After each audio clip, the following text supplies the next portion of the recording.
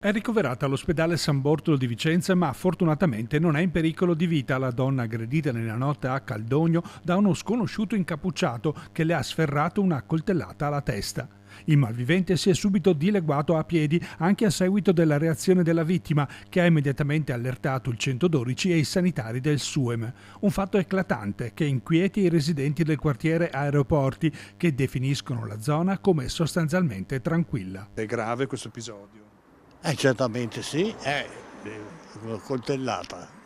Più grave di così, non so fa che robi a una donna, diciamo, perché oggigiorno le donne le si trattassate, insomma, in modo che non va, insomma, ecco. Le indagini sono ancora in corso da parte dei carabinieri, che mantengono il riserbo più assoluto sulla vicenda. Qualche indiscrezione però sarebbe già trapelata nel frattempo. Si tratterebbe di una trentenne di origini marocchine e madre di 2 bimbi piccoli. Stava rincasando verso le 23:30 nell'abitazione di Via Linate. Poco prima di salire al suo appartamento avrebbe telefonato alla nonna vicina di casa per farsi aprire il portone d'ingresso.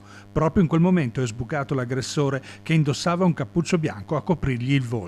La lama ha colpito il capo e il volto della donna, fortunatamente in modo superficiale, senza penetrare nel corpo della vittima, che non ha saputo dare ulteriori informazioni sull'aggressore agli investigatori.